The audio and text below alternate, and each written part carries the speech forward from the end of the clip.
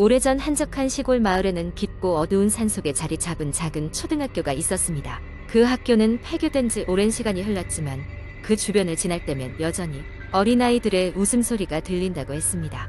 마을 사람들은 그 소리가 오랜 시간 동안 이 학교에서 울려 퍼졌던 아이들 웃음소리의 잔상이라며 크게 신경 쓰지 않았습니다. 그 학교에는 한 가지 무서운 전설이 있었습니다. 학교가 운영되던 마지막 해, 학교의 한 여학생이 의문의 실종 사건을 겪었습니다. 경찰과 마을 사람들은 마을 주변과 산을 샅샅이 뒤졌지만 소녀의 흔적은 어디에서도 발견할 수 없었습니다. 결국 사건은 미제로 남게 되었고 그 후 학교는 학생 수 감소로 폐교되었습니다. 시간이 흐르면서 마을 사람들은 그 사건을 점점 잊어갔지만 간혹 용감한 이들이 호기심을 참지 못하고 폐교를 탐험하러 갔다가 이상한 일을 겪기도 했습니다. 특히 밤이 되면 학교 주변을 지나가던 사람들은 종종 차가운 바람과 함께 아이의 웃음소리를 들은 것 같다고 이야기했습니다. 어느 날 대학생인 3명의 친구가 여름 방학을 맞아 시골로 여행을 떠났습니다. 그들은 마을에 도착해 여관에 짐을 풀고 마을 사람들이 혀끝을 차며 이야기하던 폐교를 탐험하기로 했습니다. 탐험을 좋아하던 그들에게 학교는 최고의 장소였습니다. 해가 지고 어둠이 깔리자 세 친구는 손전등 하나와 간단한 장비들만을 챙겨 폐교로 향했습니다.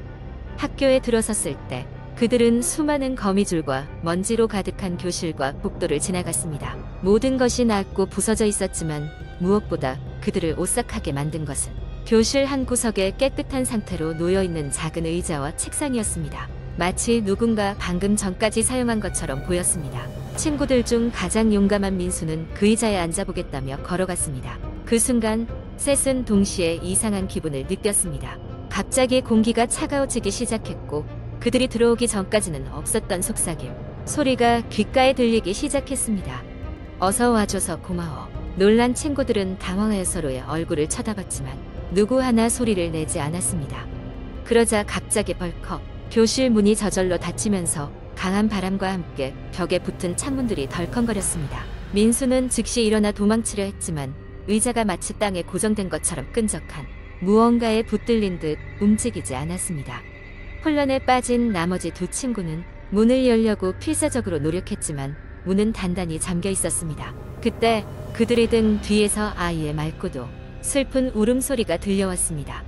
고개를 돌린 그들이 본 것은 아무도 없는 교실 중앙에 희미하게 떠오른 작은 소녀의 모습이었습니다. 그녀의 얼굴은 어두워 잘 보이지 않았지만 흰 드레스에 검은 머리카락이 그녀의 정체를 짐작해 했습니다.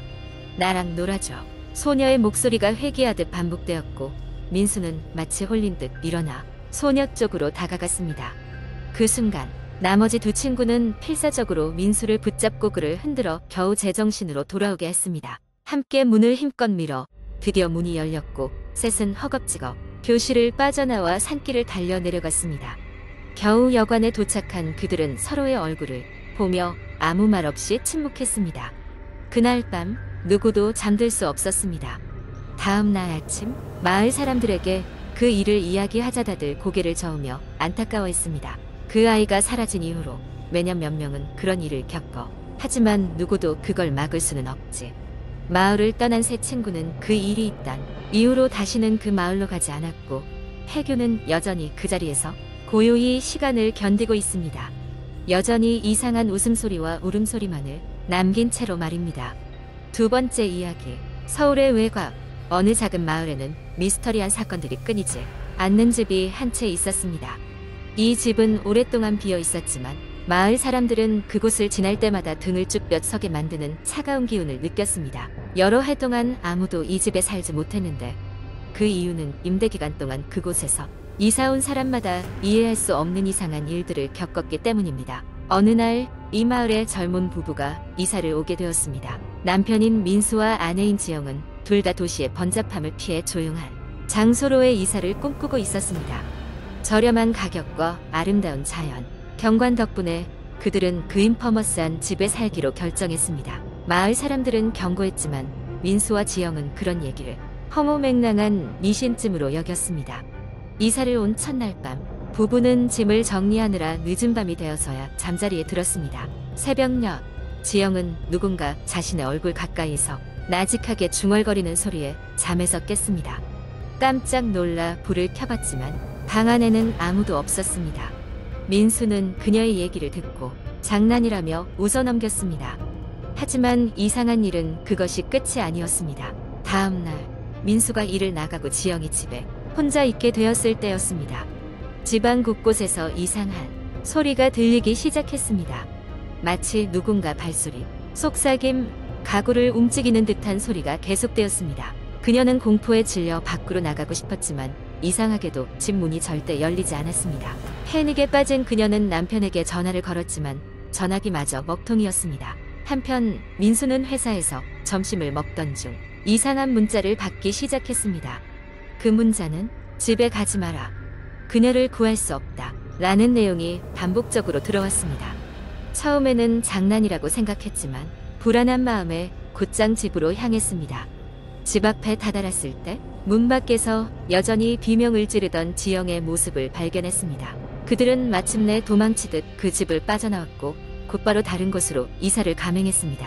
이 사건 이후로도 그 집은 아마추어 심리학자들과 유령 연구가들 사이에서 큰 관심을 받기 시작했지만 그 누구도 그 미스터리를 완전히 밝혀내지 못했습니다.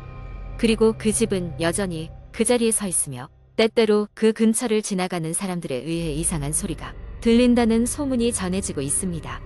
이렇게 그 집은 지금도 외딴 마을의 미스터리한 장소로 남아 각종 공포 이야기에 추가되고 있습니다.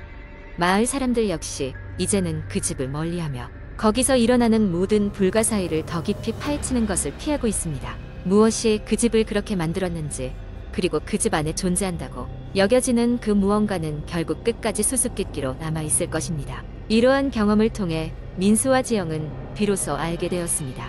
때론 설명할 수 없는 미지의 존재와 상상 이상의 공포가 우리 일상 가까이에 더욱 가까이 다가와 있을지도 모른다는 것을 말이죠. 세 번째 이야기. 저는 서울의 한 대학에 다니는 평범한 대학생입니다. 이 이야기는 제가 대학 2학년 때 직접 겪은 일입니다.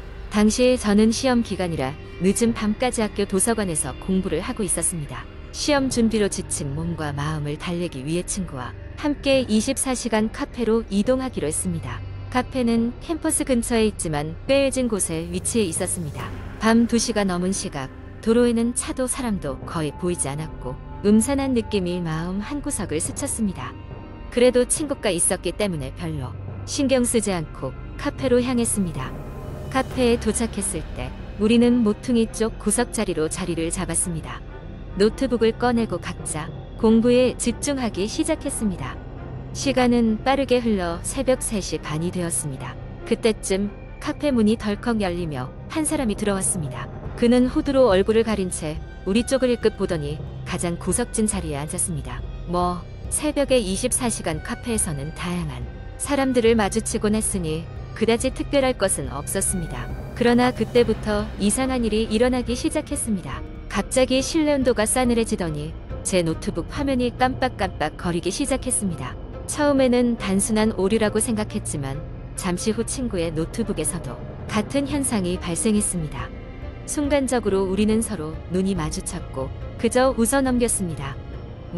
피곤해서 그런가 보지라며 말이죠. 하지만 몇 분 후 카페 안의 모든 전등이 깜빡거리기 시작했습니다. 손님은 우리와 후드 쓴 남자, 그리고 바리스타 한 명뿐.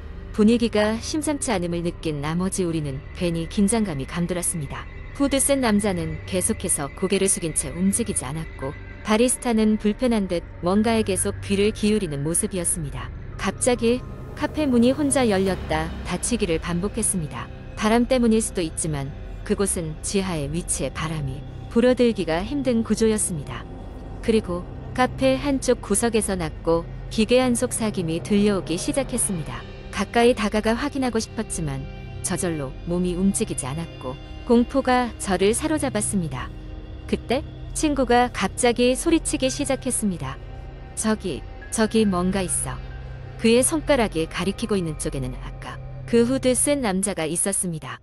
그러나 그의 모습은 아까와는 달랐습니다. 후드가 벗겨진 그의 얼굴은 마치 뿌연 안개로 덮인 듯 흐릿했습니다. 그리고 그의 목소리가 카페 전체에 울려 퍼졌습니다. 곧 너희들에게도 일어날 거야. 나처럼. 갑작스러운 그의 말에 우리는 자리에서 벌떡 일어났습니다. 바리스타 역시 놀라서 뒤로 물러났습니다. 그 순간 모든 불빛이 꺼지고 절대 잊을 수 없는 한기가 우리를 감쌌습니다.